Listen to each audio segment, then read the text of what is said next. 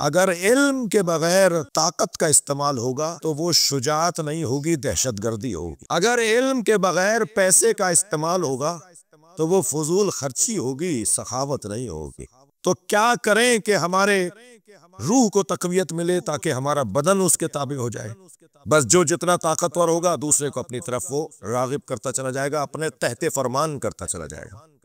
تو ہمیں بدن کو اگر طاقتور کریں گے تو روح ہماری کمزور پڑ جائے گی، اور روح کو طاقتور کریں گے تو بدن اس کے تابع ہو جائے گا۔ میں نے بہت سارے مرد دیکھے ہیں جو میدان سے بھاگ رہے تھے، اور ہم نے کچھ عورتیں بھی دیکھی ہیں جو مردوں کو مرد بنا رہے تھے۔ تو یہ کوئی ضروری نہیں ہے کہ مرد ہی آگے رہے گا، جس کی روح مضبوط ہوگی وہ سربراہی کرے گا، وہ آگے جائے گا، وہ ترقی کرے گا، وہ آگے بڑھے گا جس کی روح مضبوط ہوگی۔ کیا کریں کہ روح مضبوط ہو؟ آپ اسی مجلس کی سامنے کی مثال لے لیجئے۔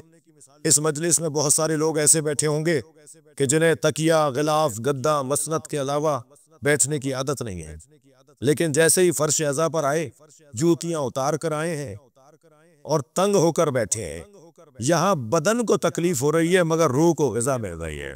تو کیا کریں کہ ہماری روح مضبوط ہو جائے؟ تو یہ طے کر لیں پہلے تو، میں اپنے ان بچوں اور جوانوں سے کہہ رہا ہوں کہ ہمارا ایجنڈا، ہمارا مطلب، ہمارا مقصد حیات یہ ہے کہ کسی طرح سے ہماری روح مضبوط ہو، طاقتور ہو، وہ خود بخود ہمارے بدن کو اپنے تحت فرمان بنا لے۔ اور جن کی روحیں مضبوط ہوتی ہیں نا، جملہ ہدیہ کروں گا، جن کی روحیں مضبوط ہوتی ہیں، اگر بڑھاپے سے ہاتھ کانپ بھی رہا ہو تو ان کا چلتا ہوا قلم لکھتا ہے سلمان رشدی واجب القتل ہے۔ تو ایک جملہ پوری دنیا میں انقلاب بپا کر دیتا ہے۔ روح کو مضبوط بنانا ہے تاکہ ہمارا بدن اس کے تحت فرمان رہے۔ میں پھر ایک اور جملہ کہہ دوں کہ اگر بدن مضبوط ہوگا، طاقتور ہوگا، روح کمزور ہوگی تو نماز میں لطف نہیں آئے گا، جی عزاداری میں لطف نہیں آئے گا، جلوس آدھا کر کے لوٹائیں گے، تھک رہے ہیں۔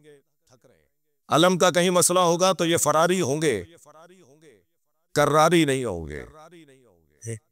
تو وہ جو بدن کو مضبوط کرتے ہیں وہ پھر آرام، آسائش، چین، سکون کو تلاش کر رہے ہوتے ہیں، لیکن جن کی روحیں مضبوط ہوتی ہیں تو پھر بدن تکلیف میں بھی ہو تو ان کے اوپر کوئی اثر نہیں پڑ رہا ہوتا۔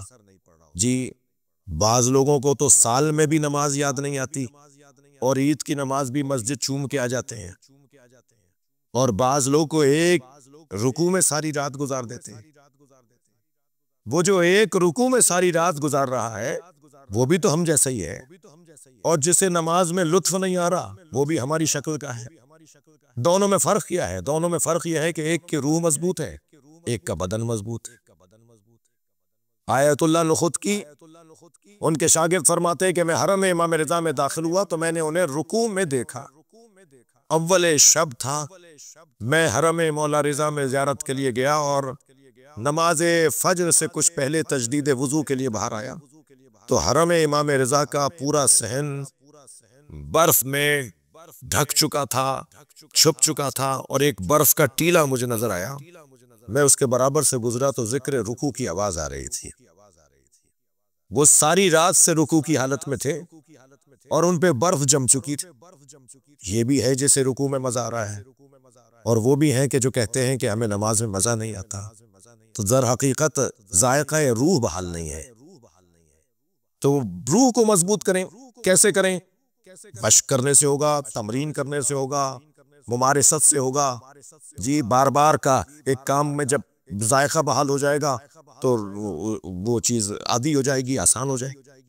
بہت ساری غذائیں آپ کو پسند نہیں ہوتی، لیکن کچھ عرصے کے بعد وہ ان غذاؤں کے بغیر چارہ بھی نہیں ہوتا، وہ کچھ عرصے کے بعد اس کا ذائقہ بحال ہو جاتا ہے۔ جیسے ہمارے زبان کے چٹخارے بحال ہوتے ہیں، ایسا ہماری روحوں کے بھی کچھ چٹخارے ہیں۔ ہماری روحوں کو بھی کس چیز کی طلب ہوتی ہے؟ جیسے ہمارے دہن کے ذائقے ہوتے ہیں نا، ایسے کچھ روح کے ذائقے بھی ہوتے ہیں۔ بعض لوگ عجیب سے لگتے ہیں کہ یہ صبح سے شام تک 10 مجلسیں کر کے بھی نہیں تھکتا، ہم تو ایک مجلس میں تھک جاتے ہیں۔ تو بھائی مسئلہ تمہارے بدن کا اور اس کی روح کا ہے۔ اس کی روح اتنا ذائقہ لے چکی ہے ذکر حسین میں کہ یہ اس وقت تک چین ہی نہیں پاتا جب تک کہ ذکر حسین میں شریک نہ ہو جائے۔